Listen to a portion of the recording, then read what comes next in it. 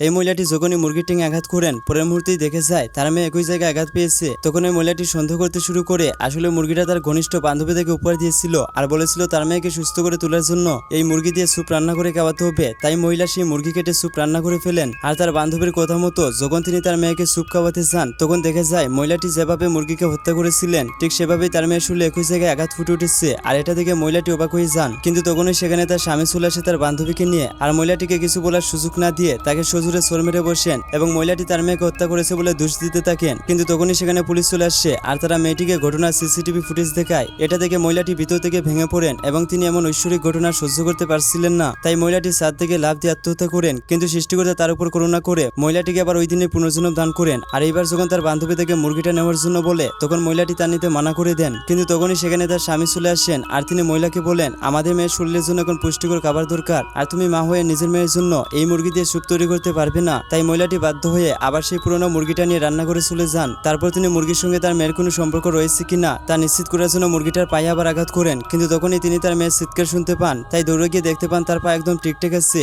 এটা থেকে মহিলা দ্বিধায় পড়ে যান, কিন্তু তখনই তার বান্ধবী তারা দিয়ে বলে, তুমি এত চিন্তা ভাবনা করছো কেন, তাড়াতাড়ি মুরগিটা কেটে স্যুপ বানিয়ে ফেললো। কিন্তু তারপর মহিলাটি যখনই তার মেয়ের দিকে তাকান তখন দেখা যায় তার মেয়ে সেখান থেকে অদৃশ্য হয়ে গেছে। পরের বার দেখার জন্য ভিডিওতে লাইক করো।